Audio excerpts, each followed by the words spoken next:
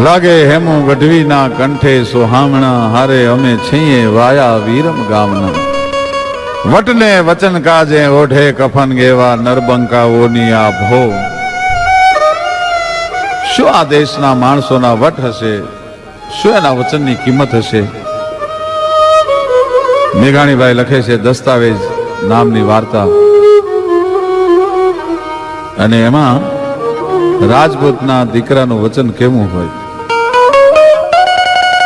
બહુ સત્ય ઘટનાનો પ્રસંગ છે અદ્ભુત પ્રસંગ છે માવતર મેલીને મરી ગયા છે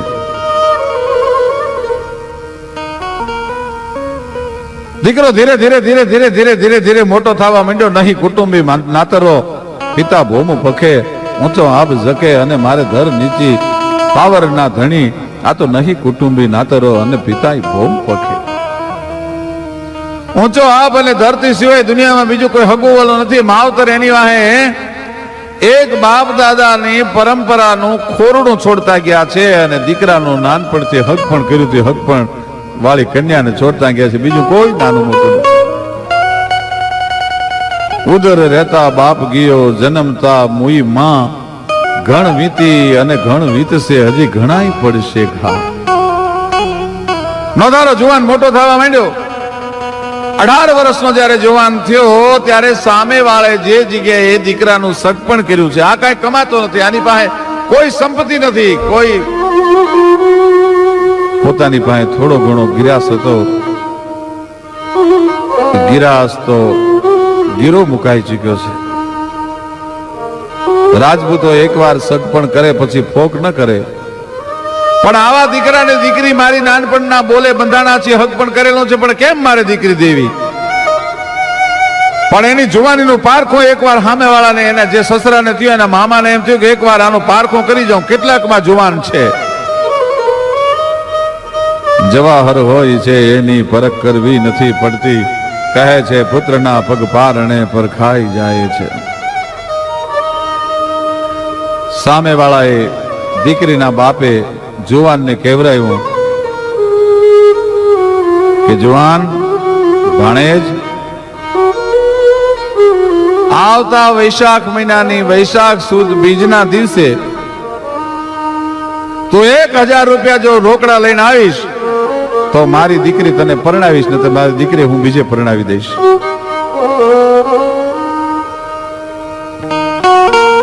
વાત સાંભળી અને ઓરડામાં બેઠેલી 18 વર્ષની રાજપૂતની કન્યા છે એના હૈયામાં પડકો ઉપડ્યો કે જેના નામની ચુંદડી ઓઢી છે હું રાજપૂતની દીકરી બીજાની કોઈની ચુંદડી ઓઢું નહીં મારા બાપે ભારે કરી ગરીબ માણસ છે સામે મારો ધણી જેની આરે મારું સગપણ થયું છે એ 1000 રૂપિયા ક્યાંથી લાવશે કંગાળ ના મુખ આ જગતમાં કોઈને ગમતા નથી ભગવાન પણ મુખ ફેરવે દુખિયા તણા દીદાર છે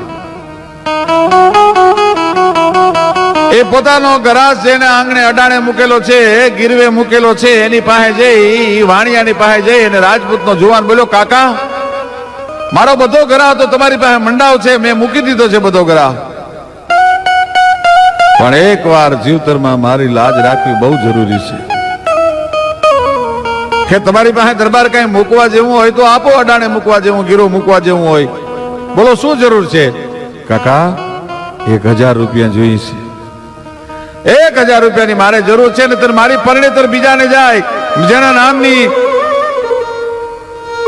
મારા નામની જે રજપૂતાણીએ ચુંદડી ઓઢી છે બીજાને જાય એ મારાથી ગમતું નથી અને સામેથી મારા મામાએ કહેવરાયું છે કે વૈશાખ સુદ બીજના દિવસે 1000 રૂપિયા લઈને આવીશ તો તને મારી કન્યા પરણાવીશ કાકા તમે કયો એ લખી આપો તો મારા પ્રાણ લખી દો તમારા ચોપડાની માલપા ઉધાર વાણીઓ ઝીણા ઝીણા દાંત કાઢે છે દરબાર પ્રાણને મારે કાંઈ પડી કે વાળીને એના પેટ નથી ભરાતા પણ રાજપૂતના જુવાનમાં સચ્ચાઈ લાગી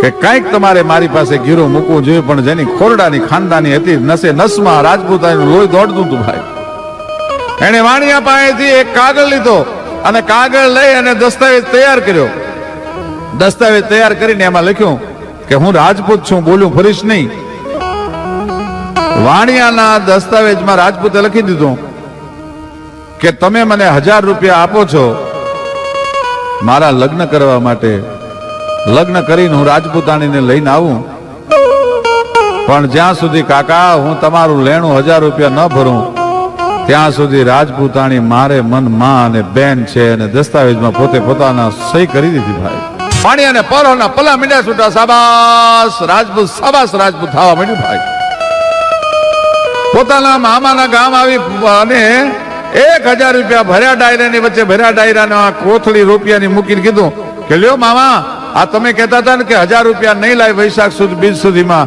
તો બીજ તારી અને ત્રીજ મારી, હું મારી દીકરીને બીજે પરણાવી દઈશ, તો ગણી લ્યો 1000 રૂપિયા રોકડા લઈને આવ્યો છું. પણ ત્યાં તો ડેલીમાં બેઠેલો ડાયરો ફિટકાર મીંડો દેવા. આવા ગરીબ માણસને 1000 રૂપિયા માટે થઈને તે એટલો બધો મુશ્કેલીમાં મૂક્યો. ડાયરો રાજપૂતો જે બેઠા બધા ઉભા થઈને વિયા ગયા. ઓરડામાં બેઠી બેઠી ક્ષત્રિયાણી જેણે જે ગરીબ જુવાનના નામની ચુંદડી ઓઢી છે એ હૈયામાં ફડાક ફડાક ફડાક ફડાક ફડક થાય છે કે 1000 રૂપિયા લઈને તો આવ્યો, પણ મને લઈ જશે પછી મારા બાપના નામે મેણા મારી મને દુઃખ બહુ દેશે. તો હું વાત કરું, ઘડિયા લગ્ન લેવાના, કંકુની લોળ જેવી રાજપૂતાણી ઉજળ ઓરડાને ઉજાળવા માટે થઈને આજ આવી છે. માંડું છાંડું ચાકળા ચંદરવા એ બધાને એકદમ જાપટી અને વર્ષો જૂનો માં જે ચાકળા ચંદરવા મૂકીને ગઈ હતી, પછી એની ઉપર જે ધૂળ ચડી ગઈ હતી, ધૂળ ને ખંખેરી અને છણ છણ છીંકો આવે એવો ઓરડો છે એ રાજપૂતાણીએ ઓરડો ઉજાડ્યો. ભાઈ ઢોલિયો તૈયાર થયો, વાગી પગરવની વાહળિયું, ગહેકી ઉઠ્યું નળીએ નળિયું, કોઈ પધાર્યાના અવસરમાં લીલી વેલ બની ઓકળિયું, અને ઘૂંટ્યા માજમ રાત કહું બા છલકાવી તનની તાહળિયું. રોમ રોમ તરબોલ દુપેલે આજ ફરી ઓડિયામાં આંગળિયું, અને વાગી પગરવની વાહળિયું, ત્યાં તો ગહેકી ઉઠ્યું નળીએ નળિયું. ભાઈઓ પરણ્યાની પહેલી રાત પણ પેલો જોન પેલો પરોઈ રેન રો અલ દીવડો જી જાકમ જોર એ ધણ ત્યાં એ ગોલો પીજો કાંટાળો કેવડો એ ગન ધણ જો કંકુની લો. રાજપૂત ઓરડે આવ્યો, પણ પોતાના હાથની માલપા જે ભવાની હતી વાણિયાને લખી દીધું હતું જ્યાં સુધી તારા 1000 રૂપિયા ન ભરું ત્યાં સુધી મારી પત્નીને અરે ઘન સંસાર નહીં ભોગવું, ત્યાં સુધી મારી પત્ની મારે મન મારી માં અને બેન છે. એટલે એક જ ઢોલિયામાં બે ખૂતા, પણ વચ્ચે ખુલ્લી તરવાર મૂકી દીધી. 1 દી 2 દી 3 દિવસ રાજપૂતાણીના મનમાં એમ થાય છે કે મારા બાપે 1000 રૂપિયા માગ્યા, એનું આ રાજપૂત મારી હારે વેર વાળે છે. ચોથા દિવસે રાજપૂત ઓરડે આવ્યો, પણ એની આંખમાં નફરત નથી, એની આંખમાં તો સ્નેહ ઉભરાય છે. પણ રાજપૂતાણી આજ ભીતે ટેકો દઈને રાહુડે રોવા માંડી. બોર બોર જેવા ઠેકે ઠેકીને આહુડા મીંડા પડવા. આમ રાજપૂતો જોયું, હા રાજપૂતાણી કેમ રોવો છો? પિયર યાદ આવ્યું, મૈયર યાદ આવ્યું, મૈયરિયા યાદ આવ્યા, મા બાપ યાદ આવ્યા? એવું નથી દરબાર, આ તરવારનો ભેદ શું છે મને ખબર નથી, પણ એવી મારી કઈ ભૂલ, એવો મારો કયો ગુનો કે તમે વચ્ચે ખુલ્લી ભવાનીને મૂકીને સુવો છો, વચ્ચે તરવાર મૂકીને સુવો છો? જે ભેદ હોય તમે ભેદ કયો. હું ક્ષત્રિયાણી છું, જે રાજપૂતાણીને તમે ધાવણ ધાવે છે એવી જ ક્ષત્રિયાણીને હું જ ધાવણ ધાવીને મોટી થઈ છું. હું તમને તમારું વ્રત નહીં તોડાવું, પણ એનો ભેદ મને સમજાવો. અને આમ કરીને આમ જે હાથમાં કાગળ આપ્યો, એ હાથમાં કાગળ આવ્યો ત્યાં વાંચીને ક્ષત્રિયાણી ધ્રુજી ગઈ. વાણિયાને લખી દીધું છે કે તારા 1000 રૂપિયા ન ભરો ત્યાં સુધી મારી પત્ની મારે મન માં અને બેન છે. પોતાના અંગમાંથી ઘરેણા ઉતારવા માંડી અને કીધું કે લ્યો રાજપૂત. તેથી રાજપૂત બોલ્યો છે કે તારા ઘરેણા વેચીને 1000 રૂપિયા ભરું ઈ માયલો હું કંગાલ નથી, એવો હું કાયર નથી. તો કે ના, મારી વાત નથી સમજતા, આ મારા ઘરેણા લઈ જાઓ અને એને વેચી એમાંથી 2 ઘોડા ખરીદો, 2 પુરુષોના પોશાક ખરીદો, 2 તરવારું ખરીદો, 2 સાફા ખરીદો. આપણે પરદેશમાં કમાવા માટે જઈ. હવે હું ઘડીક માટે રાજપૂતાણી મટી જાઉં છું અને તારો જુવાન ભાઈ ભેળો બની જાઉં છું. અને સાહેબ 2 ઘોડા આવ્યા, ટૂંકમાં વાત કરું છું, 2 ઘોડા આવ્યા, 2 તરવારું આવી, 2 સાફા આવ્યા. પણ આ રાજપૂતાણી ક્ષત્રિયાણી મટી ગઈ હતી, પણ જુવાન બની ગઈ હતી. વિધાતા ખુદ વિસ્મયમાં પડી જાય કે આને મેં પુરુષ ઘડ્યો છે કે સ્ત્રી ઘડી છે, નક્કી ન થઈ શકે એમ તૈયાર થઈ ભાઈ ક્ષત્રિયાણી. ઘોડા આંકતા આંકતા આંકતા 50 ગાવની દડમજલ કાપીને બાદશાહના નગરમાં દાખલ થયા અને બાદશાહ સલામતની સવારી આવે છે અને આમ 2 તેજસ્વી જુવાનોની માથે નજર પડી. પણ ગટમાં ઘોડા થન ગને, આતમ વીંજે પાંખ, અણ બેઠેલી ભોમ પર મારું યૌવન માંડે આંખ. શાબાશ જવાનો આકલ કરી બાદશાહે. કઈ બાજુથી આવો છો, ક્યાં જાવું છે? કે મહારાજ નોકરીની ગોતમાં આવી છે. અમારી નોકરી કરશો જુવાનો? નોકરી કરવા માટે તો નીકળ્યા છીએ અમે. ટૂંકમાં વાત કરું, બાદશાહની નોકરીએ 2 પતિ પત્ની પુરુષ વેશમાં છે, 2 રોકાઈ ગયા છે. અને એમાં ધીરે ધીરે સમય પસાર થવા માંડ્યો. બાદશાહનો એટલો બધો વિશ્વાસ સંપાદન કરી લીધો કે બાદશાહના જે સુવાનું શયનગ્રહ હતું, એનો જનાનખાનો હતો, ન્યા આ 2 રાજપૂતોની ચોકી રહેતી. એમાં આહાડ મહિનો આવ્યો અને આપમાંથી વીજળીનો કડાકો થયો ભાઈ. મદ ભરી વ્રળકી મેલ માઝા ગગન તળ હળગી ગયા, જળ ભર્યા વાદળ ચડ્યા, ગણગણ વરુણ દળ વિપરી ગયા, પહાડા શિખર પર દિયણ પ્રાચર ગણ સગણ સેના હોકલિંગ આસાટ ઘમ ઘમ ધરા ધમ ધમ વરળ જમ જમ, વીજળી સોમ કડક ધણ વીજળીનો કડાકો થયો. મોરલાએ સામે ગહેકાટ માંડ્યો ભાઈ. હાકળા ભાંગે મોર ગંદલ ગગન નિરખી ગેંકિયા, મળ રાત કાળી કઠક માજમ પીયું ટૌક્યા બાપિયા, ત્યાં તો આયા વાહલા વિજોગી જોડ લાના હલબલ્યા દિલ ઘા પડ્યા, ઘન ઘોર રાતે નીંદ નાવે પ્રેમ પડદા ઉઘડ્યા ભાઈ. જે રાજપૂતાણી પુરુષના વેશમાં હતી એના હૈયાના કબાટ ખુલી ગયા ભાઈ. રાજપૂત પોતાના ભાલાનો ટેકો દઈ અને આપમાંથી ઠામ ઠામ ઠામ વરસાદના ફોરા પડે છે અને ઠંડા વાતાવરણમાં ઘડીક એને નીંદર લાગી ગઈ છે. અને અહીંયા રાજપૂતાણીની અંદરથી પુરુષ હતો એ ઘટી ગયો અને રાજપૂતાણી પ્રગટ થઈ ગઈ ભાઈ. દોડી અને રાજપૂતને વીજળીના કડાકાની હારે સિંહની ગર્જનાથી જે રાજપૂતાણી નહોતી પીધી, આપમાંથી વીજળીનો કડાકો થયો, સોમ કડક ધણાણાણાણાણાણા, અને અહીંયા દોટ મૂકી પોતાના પીયુને બધ ભરવા માટે. પણ 5 ડગલા પાગળ રહી ત્યાં વાણિયાનો લખેલો કાગળ યાદ આવ્યો અને પાછી હટી ગઈ ભાઈ. અને એને દુહો કીધો, દેશ વિજા પીયું પરદેશા, પીયું બંધવારે વેશ, જેદી જાશા દેશ મેં તેદી બાંધવ પીયું કરેશ. બાદશાહની બેગમ આ દુહો સાંભળી ગઈ, દોટ મુક્તિ રાજપૂતાણીની જોઈ ગઈ હતી. એટલે બાદશાહ સલામતે કીધું કે જાપના, આપણે ત્યાં 2 જુવાનો જે નોકરી કરે છે ને, એમાં એક જુવાન નથી, એક પુરુષ નથી, એક સ્ત્રી છે. કેમ તમને ખબર પડી? કે આજ રાત્રે મને નીંદર નહોતી આવતી, વીજળીનો કડાકો થયો ને એને દોટ મૂકીને એક દુહો કીધો. એ દુહો ફક્ત સ્ત્રી જ કહી શકે, પુરુષ એવો દુહો ન કહે. બાદશાહ સલામત 2ની પાસે નજીક આવ્યા, 2ને બોલાવ્યા. સાચી વાત કરો, જે ભેદ ભરમ હોય એ તમે મને કહી દો, તમને બધું માફ છે. અને વાણિયાનો કાગળ દેખાડ્યો અને બાદશાહ સલામતને મોજના તોરા મીંડ્યા છૂટવા. શાબાશ રાજપૂત, શાબાશ રાજપૂત. આવા ટેકેલા રાજપૂતો હજી ભારત વર્ષમાં છે હો.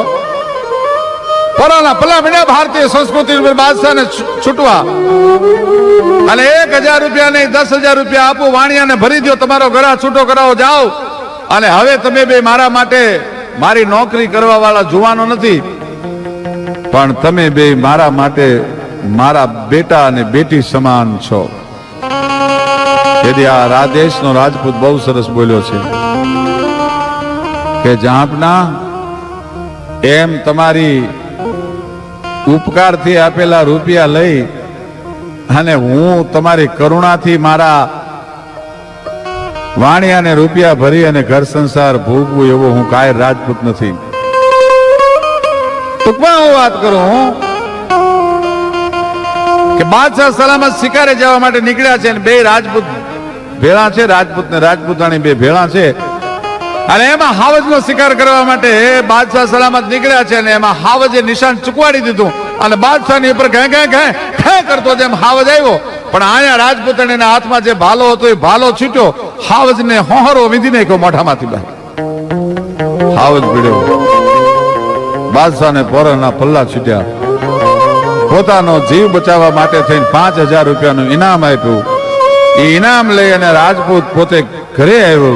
ઘરે આવીને વાણિયાને 1000 રૂપિયા રોકડા આપ્યા અને તેદીની રાત્રે 1 વર્ષ મામા ફૂઈના ભાઈ તરીકે રેલા એ રજપૂત અને રાજપૂતાણી છે એ આજ પિયુ મિલનની પહેલી રાતને માણવા માટે બેઠા. કવિ કે આવા મહાપુરુષો હોય ને એના માટે લખાય કે વટલે વચન કાજે ઓઢે કફલીએ વાનર બંકાવો નીરાભો.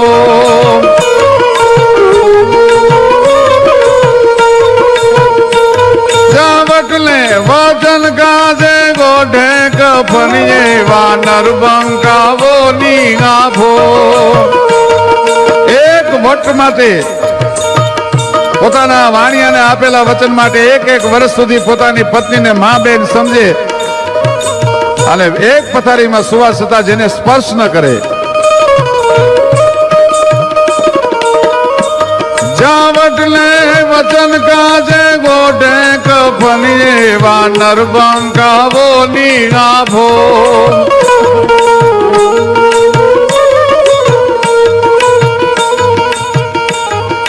માથા પડે ગાલે ધડરે લડે જેવી ધીંગી ધરાના ગાજો મોરા ધીંગી ધરાના ગાજો.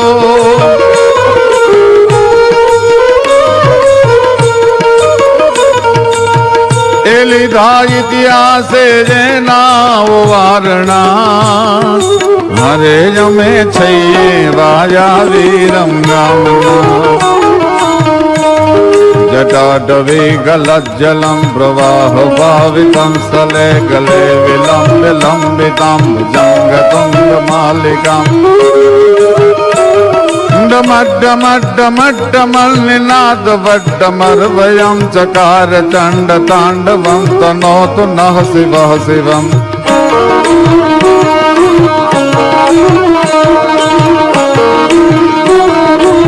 અને આવી વાતોને દુલ્લા કાક અને ઝવેરચંદ મેઘાણી ભેળી કરી અને ગુજરાતની જનતાની સામે રસતાલ ધરી દીધો.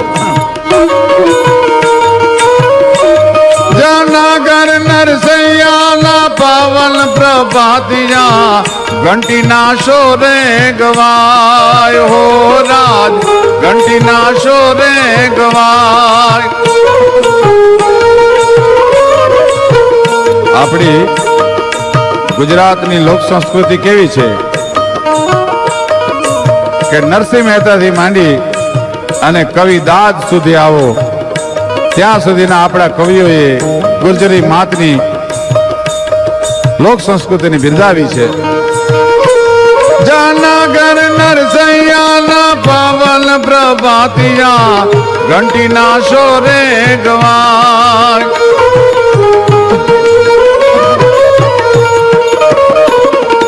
કાગને મેઘાણીની શબ્દ સુર સરવાણી લોકોના કંઠે રેલાય હો રાજ લોકોના કંઠે રેલાય. લાગે હેમુ ગઢવીના કંઠે સુહામણા હરે અમે છીએ વાયા વીરંગામણા હરે અમે છીએ વાયા વીર.